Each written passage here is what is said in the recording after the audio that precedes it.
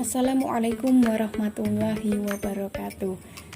Anak-anak, sebelum kita memulai pembelajaran pada hari ini, alangkah baiknya kita berdoa kepada Allah Subhanahu wa taala agar diberi kemudahan dan kelancaran dalam menuntut ilmu. Berdoa dimulai. Bismillahirrahmanirrahim. Raditu billahi robba wa bil islami dina wa bi muhammadin nabiyya wa rasula rabbi zidni ilma warzuqni fahma amin ya rabbal alamin. Pada video kali ini kita akan belajar dengan judul Cita-citaku menjadi anak soleh. Pasti kalian tidak asing kan dengan kata cita-cita. Apa sih sebenarnya cita-cita itu?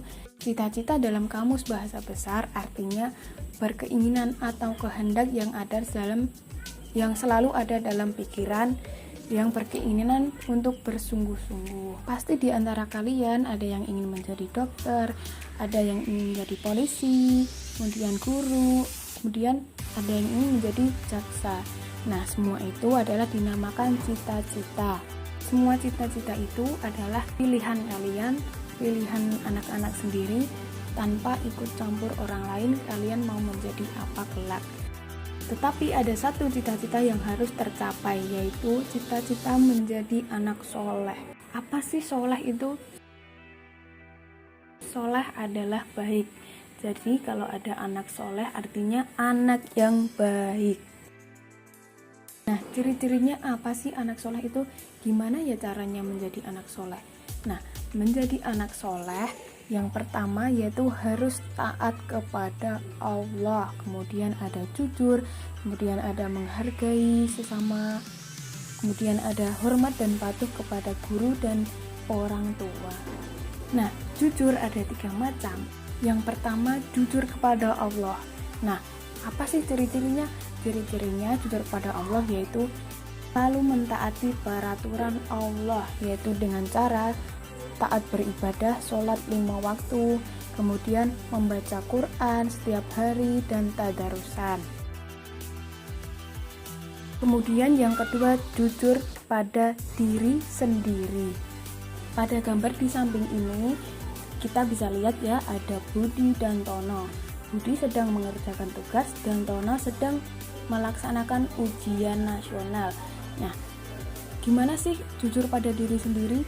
Nah, si Budi ini dia mengerjakan tugasnya dengan sendiri tanpa menyontek. Kemudian ada si Tono yang mengerjakan ujian tanpa menyontek. Walaupun Budi dan Tono memiliki waktu kesempatan untuk menyontek, tapi mereka mengerjakan tugas dan mengerjakan ujian dengan jujur. Nah, seperti ini adalah jujur kepada diri sendiri. Nah, yang ketiga yaitu jujur kepada orang lain.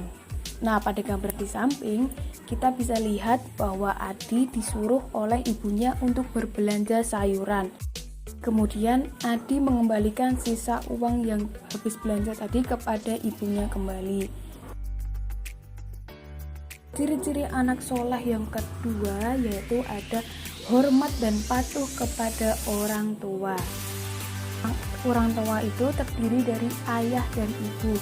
Ibu yang sudah mengandung kita selama 9 bulan dan ayah mereka lah yang sudah membimbing, kemudian mengasuh, kemudian memberi makan, memberi pakaian, memberi minum. Maka dari itu jasa mereka tidak terbalaskan. Dan oleh karena itu kita harus membalasnya dengan menjadi anak yang soleh, soleha.